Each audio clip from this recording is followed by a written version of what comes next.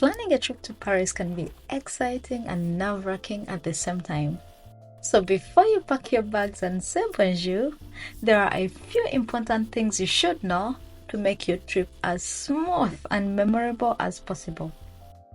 From the best time to visit, how to stay safe in Paris, how to get around, and all the important details.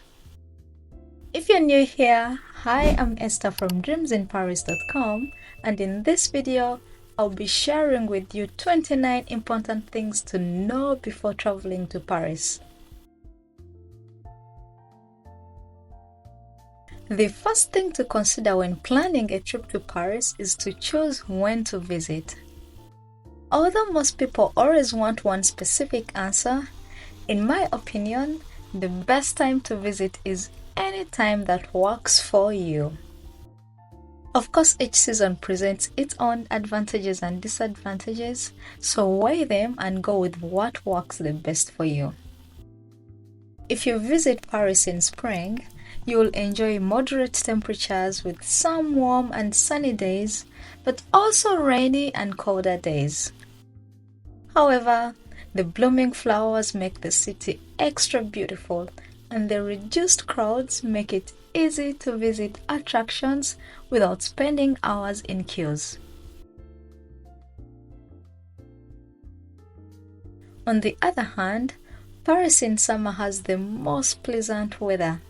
That is if there is no heat wave, and the days are long enough to enjoy the city to the fullest.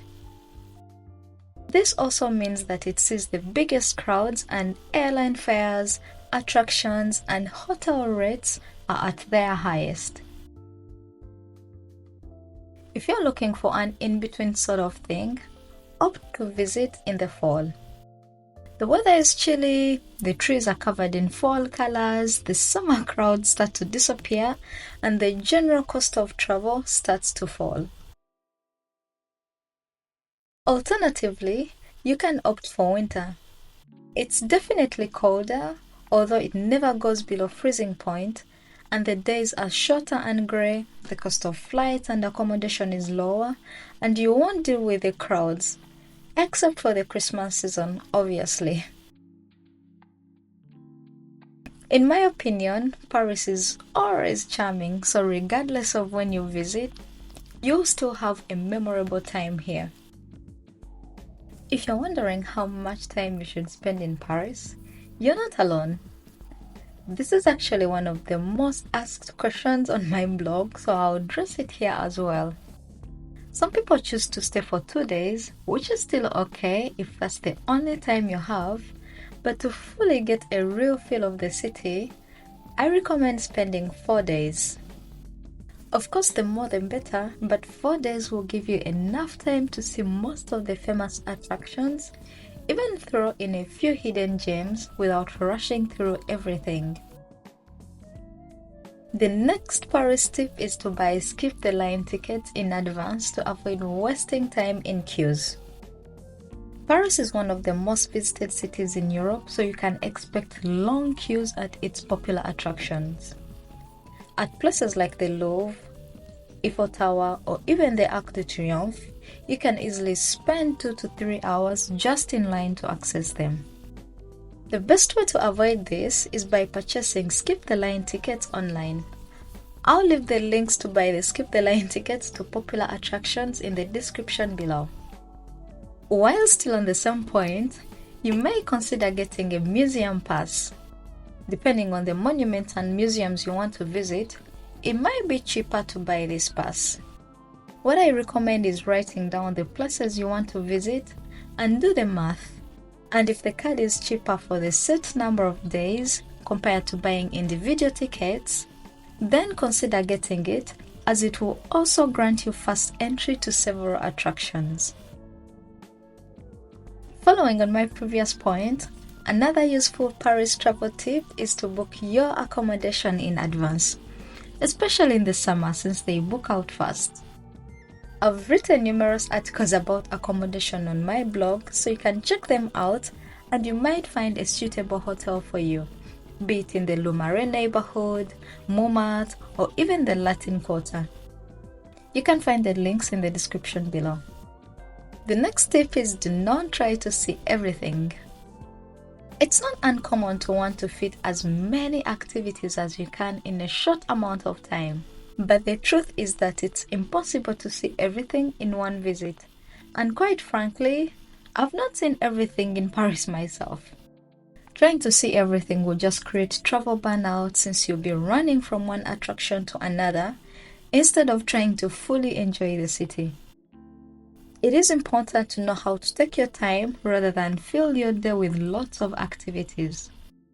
If you want to make the most of your trip but are afraid of missing something, try to take a step back and realize that no matter what, you'll miss something however organized you are. So instead of stressing out, simply let go and enjoy. You can sit on a terrace at a cafe and take in the buzz of the city, walk randomly on the Seine, and eat all the pastries you can find, and you'll have the best time of your life. And that leads us to our next point, which is to create a realistic itinerary. Since Paris has a lot of things to do and see, the best way to see a number of them is by creating a realistic itinerary, taking into account the number of days you have and your budget. This will help you set realistic expectations on what is possible and what is not. Of course, you don't have to follow it religiously. Leave some time in between to do spontaneous activities. The 8th point we'll look at is how to dress when you come to Paris. Parisians like to keep things chic and they always look like they put some thought into what they are wearing, but without going overboard. Well, not the runway kind of thing, but they always look well put together. It's hard to find Parisians wearing sports clothes on the streets, except if they are actively working out or even in sweatpants. Leggings are also not a thing in Paris. However, don't stress too much. Just dress comfortably and wear toned down colors instead of bright ones and you fit right in. You can pack things like jeans, summer dresses, leather jackets, French coats, and so many others. Honestly, as long as you don't wear extremely revealing clothes, heavy makeup, or very bright colors, you'll be okay. But the most important thing is to be comfortable. Another thing you should know before coming to Paris is that it's not just romance and glamour as Emily in Paris portrays. It also has an ugly side to it. Like any big city in the world, pickpockets and scammers exist in Paris. So always be aware of your surroundings, don't sign any random petitions, nor should you play any gambling games with strangers in the streets. Sadly, you'll also see homeless people and beggars, and you'll be welcomed by the smell of peace in some metro stations. I'm not saying this to scare you, but to help you avoid the Paris syndrome that many tourists face, especially those from Japan. This is when people are incredibly disappointed by the reality of Paris compared to their expectations. You should know that most museums in Paris close on Monday. Not only that, but some shops and restaurants also close on Monday, so be careful when planning your trip and check official websites to make sure the place you want to visit is open. This includes Orsay Museum, Petit Palais, with the biggest exception to this rule being the Louvre Museum, which closes on Tuesdays.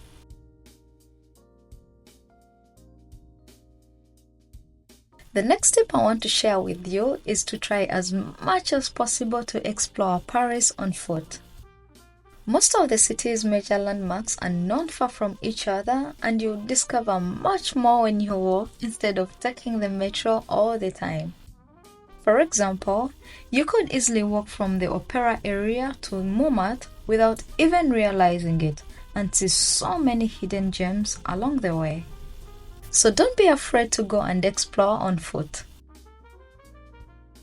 As I just mentioned, Paris is best discovered on foot, which means that you will need to wear comfortable walking shoes. And since Paris's streets are covered in cobblestones, it's a bit hard to walk comfortably in heels. Instead, opt for sneakers or even comfortable boots. On to the 13th point. While you'll not have any trouble using English in most tourist places, it's always nice to speak a little bit of French. Paris and French people are big on manners, so here are some words that will help you during your trip.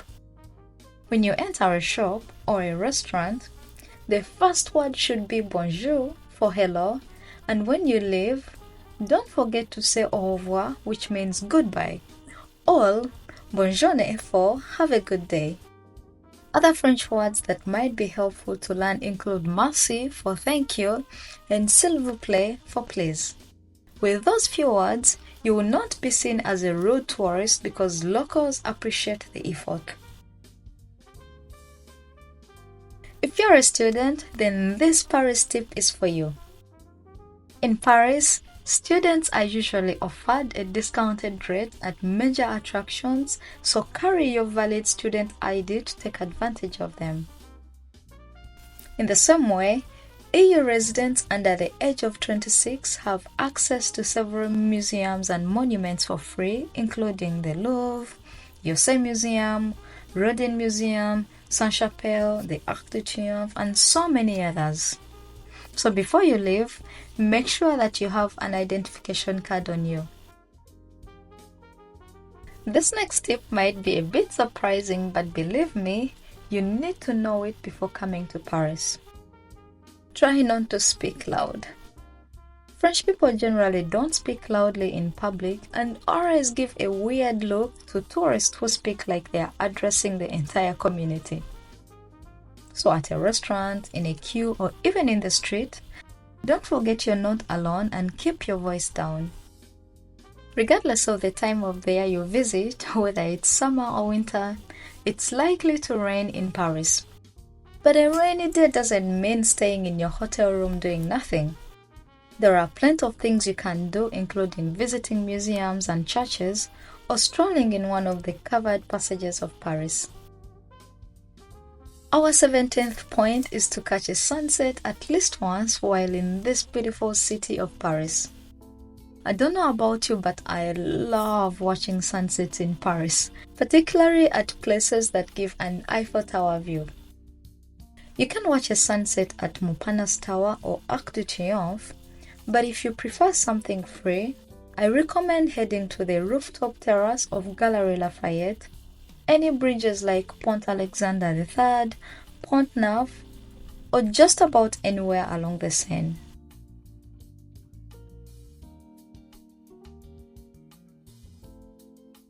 The first tip in this section is to make reservations at restaurants ahead of time. While you can just arrive at smaller cafes and bistros and wait to be seated, you will need to make reservations at some establishments, especially popular ones. One example is Jules Verne, a restaurant at the Eiffel Tower, and several other Michelin-starred restaurants that can require even up to 3 months booking in advance. Following up on my previous tip, you should know that not all restaurants in Paris stay open the whole day. Many restaurants open for lunch, usually between 12 to 2 p.m. and for dinner from 7 to 10 p.m.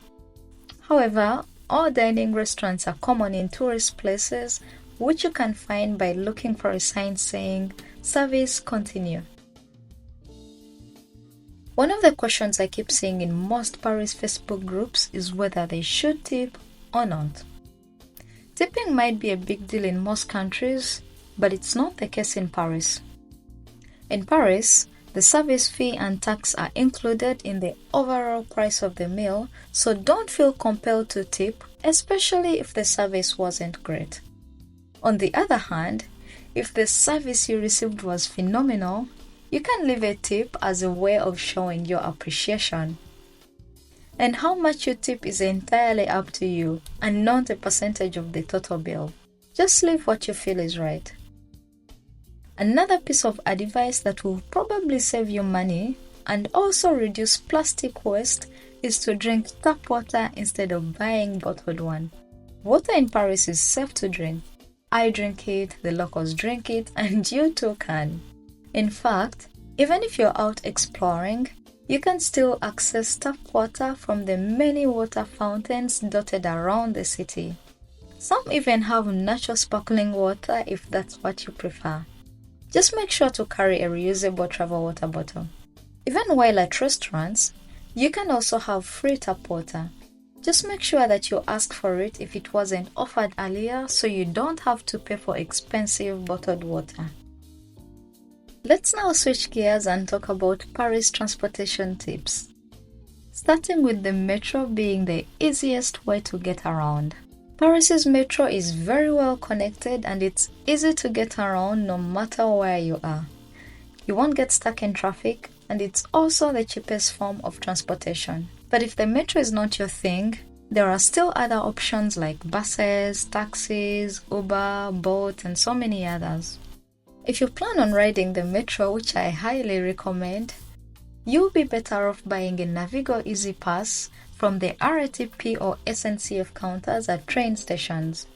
This plastic card costs €2 and will allow you to load metro tickets either from the ticket machine in the subway or directly from your phone. With this card, you'll save time because you'll not have to queue for physical tickets, and you'll save money if you load it with 10 tickets instead of just one. Plus, it's very practical because you can use it for the metro, bus, tram, and RER. Although for the RER, it only works within Paris, so take note of that. Still on the transportation tips, if you bought a physical metro ticket, keep it until you exit the subway. If you stumble upon controllers, they will want to see a validated ticket for that particular trip. So if you trashed it too early, you'll be welcomed with a very expensive fine.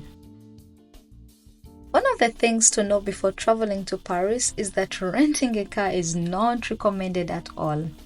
As I mentioned earlier, public transportation in the city is very effective and cheap compared to hiring a car. Renting a car will also mean being stuck in traffic most of the time, and you have to deal with the crazy Parisian drivers. Plus, it's very expensive, and finding parking space can be a real nightmare. So save yourself from that pain by sticking to public transportation or calling a taxi if you don't feel like using the metro or the bus. Moving on to money tips for visiting Paris, you should know that you don't have to rob a bank to enjoy this beautiful city. Yes, Paris is one of the most expensive cities to visit, but it doesn't mean that people traveling on the budget can't make it work at all. There are so many free things to do that will save you a couple of bucks. You can visit free museums, stroll in the streets to enjoy the beautiful architecture and monuments, or even take a walk in the various gardens. You can honestly do Paris on a moderate budget and still enjoy it. Paris is one of those cities where you have to pay to access public toilets, so carry a few coins, usually €1 for la dame pipi or the person collecting money at the entrance. However, in some public toilets, cards work as well, so you can use the no-contact payment with ease. Now let's move on to safety travel tips for visiting Paris. As I mentioned earlier, scams are very common in Paris and can happen anywhere, although they are more common at the Eiffel Tower, Sacré-Cœur, the Louvre, the metro, and other crowded places.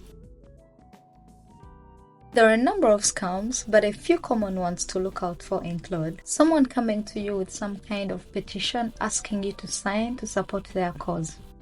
If anyone comes to you, usually a group of women, just don't give them any of your time. Those petitions are fake. Another scam is the friendship bracelet. This one usually happens around Sacré-Cœur with someone coming to you in a very friendly way with a bracelet. They'll try to put it on your wrist and later force you to pay for it. Or, as they put it on, someone else might be trying to take your stuff. The last scam, usually around the Eiffel Tower and the Trocadero area, is with people playing gambling games with balls and cups. They'll make you believe that if you guess where the ball is, you will win money. But believe me, you will never win. Away from the scams, an equally important tip you should know is to be aware of pickpockets. The only way to avoid them is to be mindful of your surroundings all the time. If you're in a metro or anywhere really, don't put your phone in the back pocket of your pants, and don't leave your bag unattended too. I know it sounds worrying, but these safety tips are not meant to scare you, but to prepare you so that you can fully enjoy your trip. And that's it guys, I hope this video helped you prepare for your trip to Paris. Before you leave, don't forget to like this video and subscribe to my channel for more helpful tips about Paris, and share your thoughts in the comments below. See you next time, bye bye!